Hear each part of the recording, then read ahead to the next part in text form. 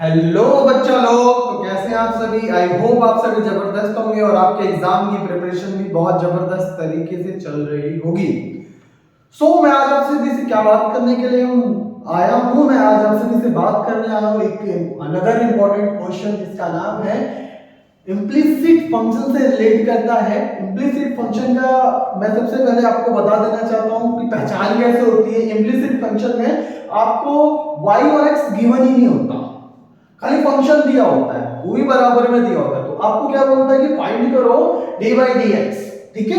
तो सबसे पहली चीज आपको अंडरस्टैंड करनी पड़ेगी क्वेश्चन में कि कौन सा इम्प्लिसिट फंक्शन है, कौन सा नॉर्मल फंक्शन है, कौन किस तरीके से करके हम आंसर निकाल सकते हैं। तो इम्प्लिसिट फंक्शन की है यही पहचान होती है।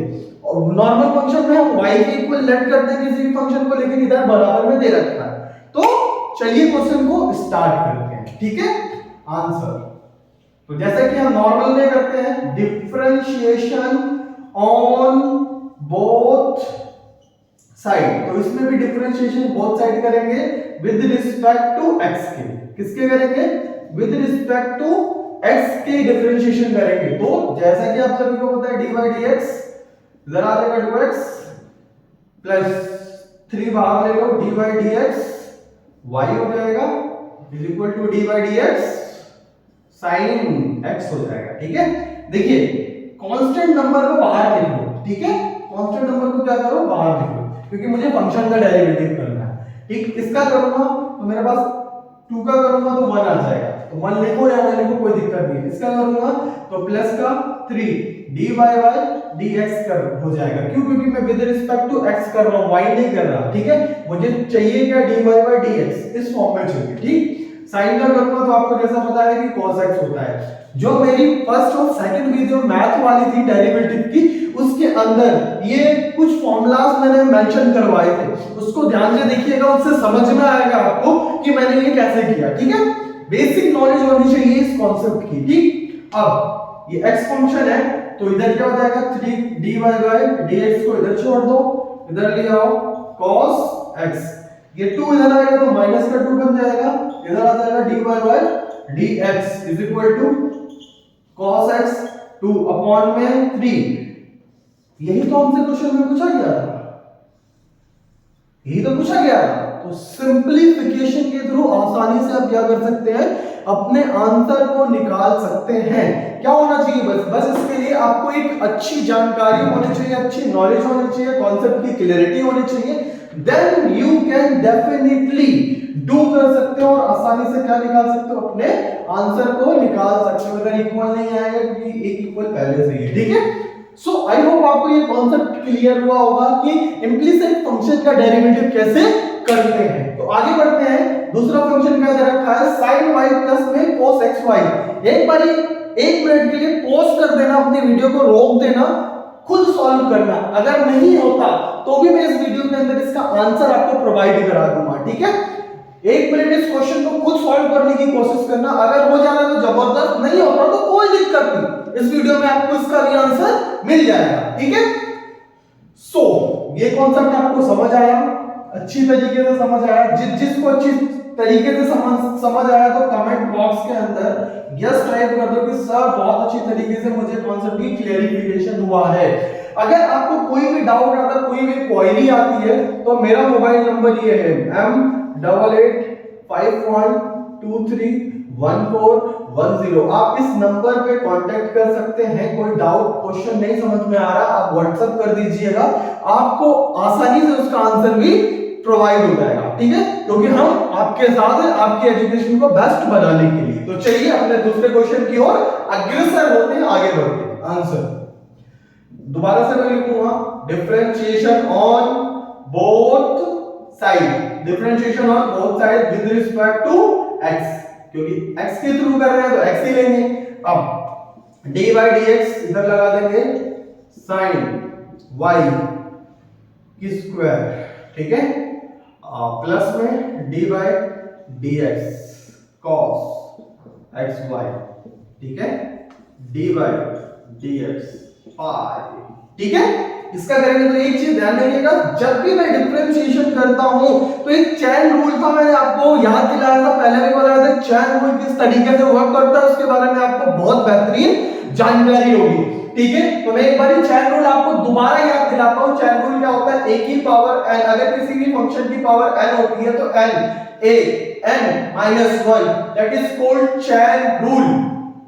क्या है, सबसे पहले पावर का करो, पावर के बाद फंक्शन का करो, फंक्शन के अंदर ये फंक्शन का उसके बाद करना है। ठीक है, आराम से समझ लेना। ठीक, इसको किया तो इसका जो करेंगे dy बाय डी तो ये हो जाएगा 2 sin y। ठीक है, साइन का करेंगे तो आपको पता है साइन का जब मैं करता हूं तो मेरा आता है माइनस का cos y। फिर y का करेंगे तो y का क्या आ जाएगा dy बाय dx। ठीक, इधर क्या दे रखा है आपको, cos दे रखा है। cos का करेंगे तो क्या आता है, हम सभी को पता है cos का करेंगे तो माइनस sin y आता है, minus sin y। Sorry sine का करेंगे तो cos y हो जाता है, लेकिन मैं अगर cos का करूंगा, cos का डेरिवेटिव माइनस sin y होता है, कहीं लिख लो cos का डेरिवेटिव क्या होता है, माइनस sin y होता है। ठीक, sin x y इसका कर दिया x y। ठीक है, अब इधर देखो मैंने cos का तो कर दिया, अब sin फंक्शन भी है अंदर, तो अंदर मुझे क्या लगाना है, एक रूल आपने पढ़ा होगा जिसका नाम है प्रोडक्ट रूल। प्रोडक्ट रूल क्या होता है, इधर देखिएगा, प्रोडक्ट रूल लिख देता हूं मैं, प्रोडक्ट रूल। जैसे डी बाई डी एक्स दो फंक्शन है ए और बी। ठीक है, पहले को छोड़ो, डी बाई डी एक्स किसका करो, दूसरे का, प्लस दूसरे को छोड़ो, पहले को छोड़ दिया, दूसरे का कर दिया, एंड दूसरे को छोड़ो, डी बाई डी एक्स कर दो पहले का। तो ये हमारा जो है क्या है, ये हमारा प्रोडक्ट रूल है, जो कि अब यहाँ अप्लाई किया जाएगा, यहाँ अप्लाई किया जाएगा, ध्यान से समझिएगा। ठीक है, सबसे पहले मैंने फर्स्ट को छोड़ा, x को छोड़ा, डी बाई डी एक्स किया तो इसका आ जाएगा D by D x plus, अब मैं y क्या करूंगा, y का छोड़ दिया, डी बाई डी एक्स करूंगा, x का तो जाहिर सी बात है 1 होता है, x का डेरिवेटिव 1 होता है। हाँ, पाई का करूंगा तो पाई, किसी भी कांस्टेंट फंक्शन का अगर आप डिफरेंशिएशन करते हो तो उसकी वैल्यू 0 आती है, तो इधर लिख दो 0। ठीक है, यहां तक आई होप आपको क्लेरिफाई होगा, समझ आया होगा कि किस तरीके से इसको करना है। ठीक है, आप समझ आएगा। तो मैं क्या करता हूं, एक फंक्शन को इस तरह ले जाता हूं और सबसे पहली चीज इसको इससे मल्टीप्लाई कर दो, इसको इससे मल्टीप्लाई कर दो, 2 sin y cos y dy by dx minus का sin x y।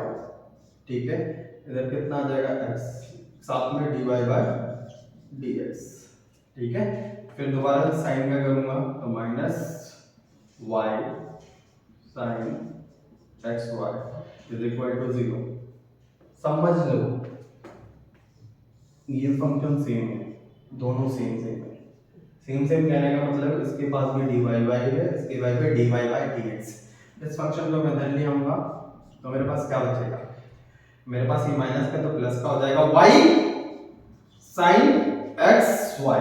ठीक है, अब इसमें मैं से ध्यान रखना, बच्चे क्या करते हैं dy by dx को इधर लिख देते हैं, ऐसे लिख देते हैं dy by dx, देन पूरा फंक्शन लिखते हैं। तो ऐसा नहीं लिखना, ऐसा लिखोगे तो गलत हो जाएगा। ठीक है, कहने का मतलब दोबारा से आपको डेरिवेटिव करना पड़ेगा। ठीक, तो मैं अब क्या करना है, इसको इधर लिखो dy by dx, कॉमन ले लिया। अब इधर क्या बचा, 2 sin y cos y minus x sin x y, ये आ गया। अब इस पूरे फंक्शन को इसके बीच शिफ्ट कर दो, dy by dx is equal to y dot sin x y। अब ये पूरा नीचे आ जाएगा तो 2 sin y cos y minus x sin x dot y। ठीक है, तो ये आपका क्या हो गया, dy by dx हो गया, ये आपका आंसर हो गया। ठीक है, तो आपको खाली क्या याद रखना है, रूल याद रखना है। साइन का डेरिवेटिव क्या होता है, कोस का डेरिवेटिव क्या होता है, tan का डेरिवेटिव क्या होता है, सेक का डेरिवेटिव क्या होता है, कोसेक का डेरिवेटिव क्या होता है, कॉट का डेरिवेटिव क्या होता है, एक्सपोनेंशियल ए की पावर एक्स का डेरिवेटिव क्या होता है, प्रोडक्ट रूल क्या होता है, क्वेश्चन रूल क्या होता है, अगर ये सारी चीजें आपको आसानी से याद है ना, पूरे नंबर ला सकते हो उसके अंदर, ये मेरी गारंटी है, पूरे नंबर आएंगे आपके।